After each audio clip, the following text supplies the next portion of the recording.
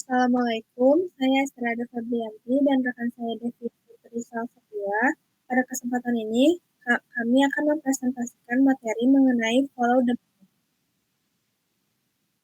Topik bahasan yang akan kita pelajari yaitu apa itu follow the money, pendekatan follow the money, manfaat pendekatan follow the money, naluri penjahat, kriminalisasi dan pencucian uang, dan yang terakhir ada terorisme dan pencucian uang.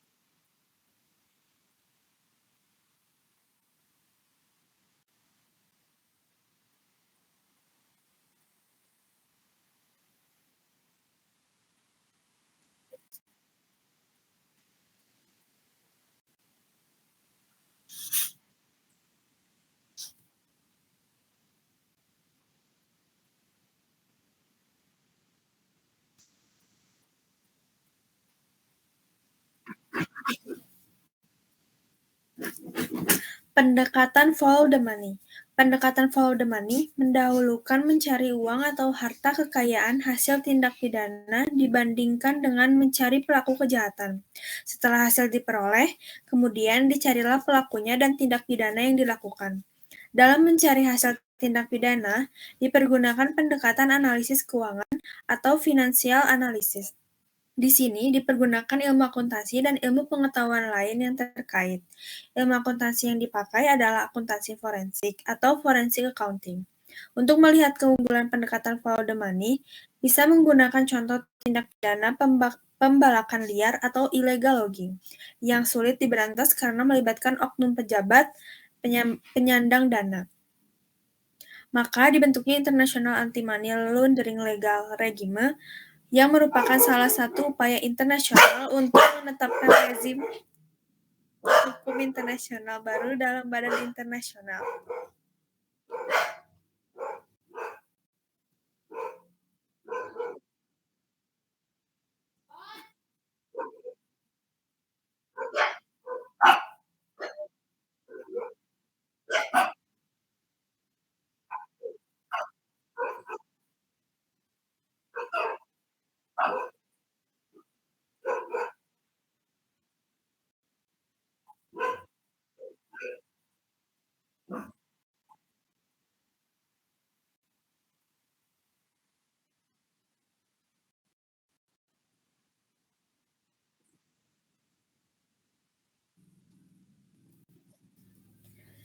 Naluri penjahat. Dalam setiap kejahatan pada umumnya dan fraud khususnya, ada satu gejala yang sangat lumrah, yakni pelakunya berupaya memberi kesan bahwa ia tidak terlibat dalam fraud. Untuk itu, pelaku harus jauh dari fraud itu sendiri dan harus jauh dari uang yang merupakan hasil kejahatan. Itulah sebabnya salah satu aksioma dalam fraud ialah fraud is hidden atau fraud itu tersembunyi. Kriminalisasi dari pencucian uang. Pola perilaku pelaku kejahatan dengan menjauhkan uang dari pelaku dan perbuatannya dilakukan melalui cara placement, layering, dan integration. Tindak perbuatan ini dengan tegas diperlakukan sebagai tindak pidana sebagaimana diatur dalam Undang-Undang Nomor 15 Tahun 2002 tentang tindak pidana pencucian uang sebagaimana telah diubah dengan Undang-Undang Nomor 25 Tahun 2003. Dengan diperlakukannya pencucian uang sebagai tindak pidana kriminalisasi dari pencucian uang, maka banyak kasus kejahatan termasuk tindak pidana korupsi dapat diproses pengadilan melalui kejahatan utamanya dan melalui pencucian uangnya. Pola perilaku kejahatan dan menjauhkan uang dari pelaku dan perbuatannya dilakukan dengan cara yang pertama yaitu placement, yaitu upaya menempatkan uang tunai hasil kejahatan ke dalam sistem keuangan atau upaya menempatkan kembali dana yang sudah berada dalam sistem keuangan ke dalam sistem keuangan. Yang kedua, ada layering, yaitu upaya mentransfer harta kekayaan hasil kejahatan yang telah berhasil masuk dalam sistem keuangan melalui tahap placement. Dan yang terakhir ada integration, yaitu upaya menggunakan kekayaan yang berasal dari tindak pidana yang telah berhasil masuk dalam sistem keuangan melalui placement dan layering seolah-olah merupakan kekayaan halal.